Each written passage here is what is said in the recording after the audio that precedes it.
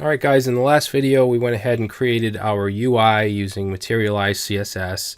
We added all our markup, and there's one thing we forgot to do, and that was to include the actual app.js file. So let's make sure we do that. We're going to go down to the bottom here, and we're going to put this under the jQuery and materialized scripts. So we'll go here and we'll say script source is going to be app.js. Okay. So make sure that's connected. All right. Now, I briefly explained how this is going to go. We talked about the module pattern. Basically, we're going to have a storage controller for local storage, which isn't going to happen till the end. We're going to have an item controller for our local data that have to do with the item and the calories and all that. Then we'll have our UI controller that has to do with anything to do with the UI. So, showing, hiding things, getting input.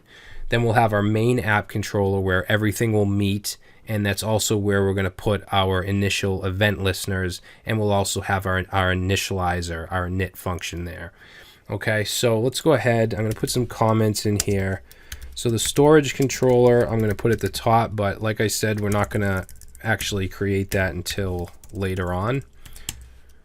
Then we'll have the item controller. Why do I keep doing capital O? So item controller, then we're going to have the UI controller, and then the app controller. Okay.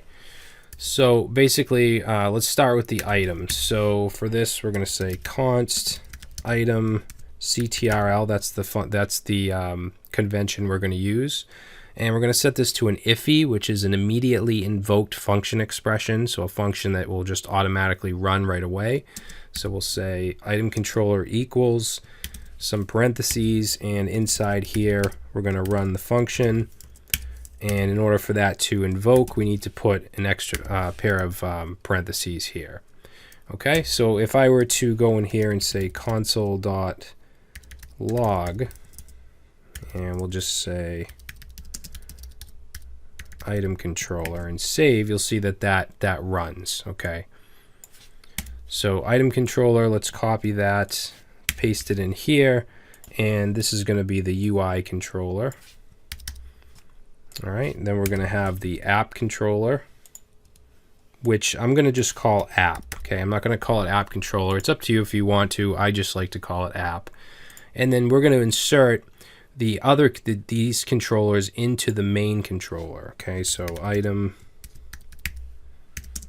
and also UI controller, and the storage later on when we do that. Now we're also going to have to pass it in here as well, where it's actually invoked.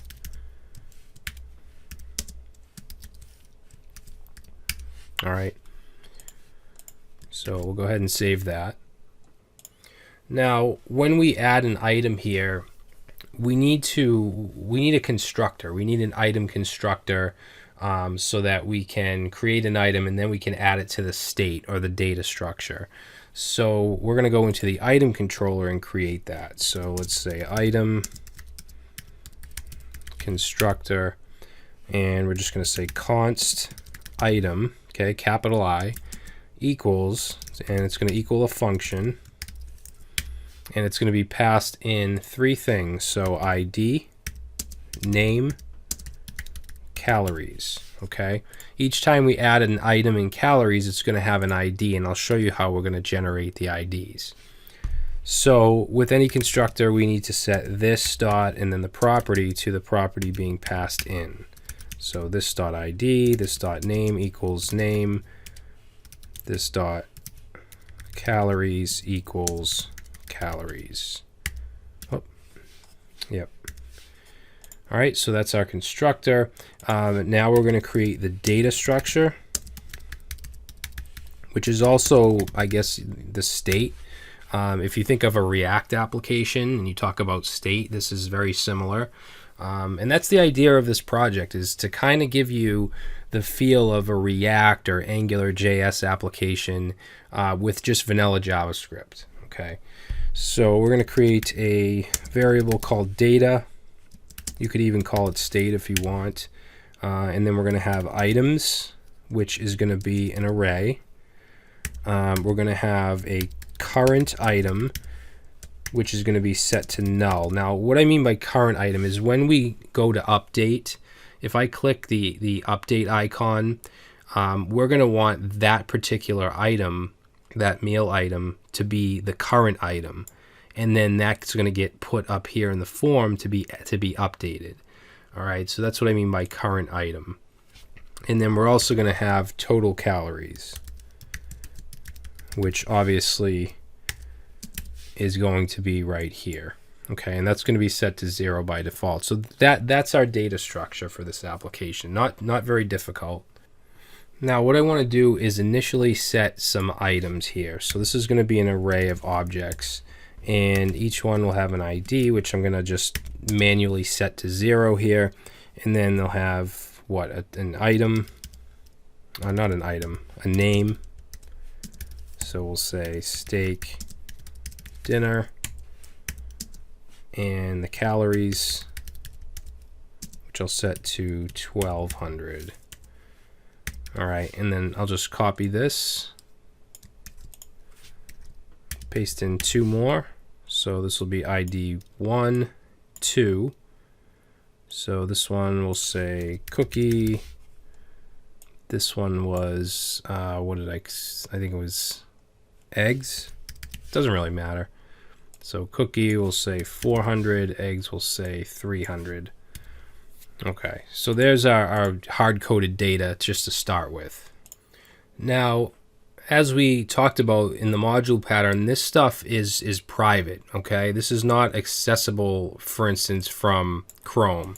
So if we were to save this, and I were to go down here and say item CTRL, that log data is actually coming from the first version I built of this, or the initial version. But if I say .data like that, it's going to say cannot read property data of undefined.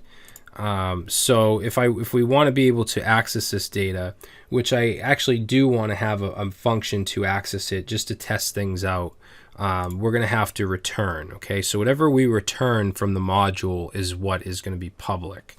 So let's go down here, and we're going to say return, open some parentheses, and let's create a function or a method called log data.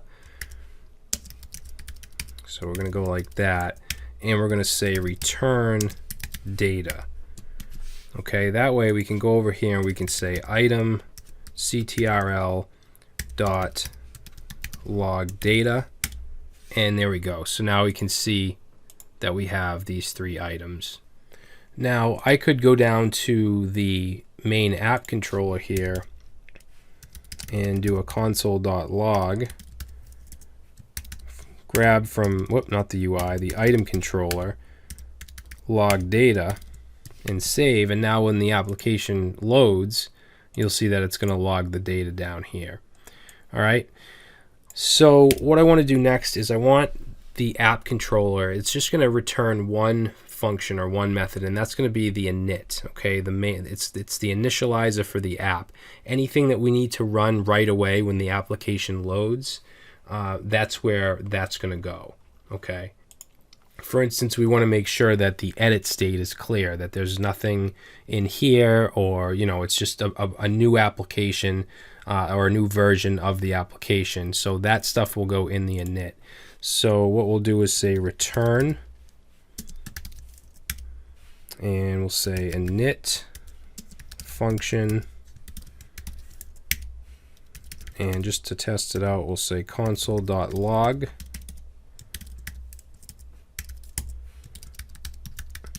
initializing app, and then we'll go down here below everything, and we'll say app.init. Okay, save it, and now we get initializing app. Okay, so this is our init. Another very important thing that this init is going to do is it's going to call from the item controller a method called getItems, which is going to get all of these items right here, and then we're going to use the UI controller to populate the list. All right, so all of these modules are going to work very closely together. So you'll see that as we start to form this application.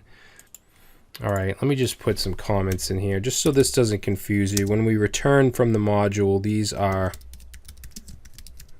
we'll say public methods, UI controller. We'll just put the return in for now.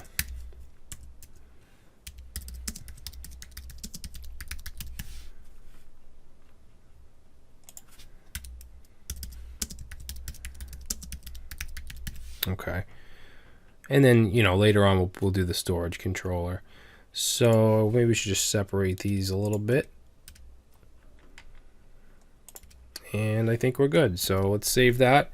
And in the next video, we're going to create the get items method in the item controller so that we can fetch these items and then populate them with the UI controller. All right, so I will see you then.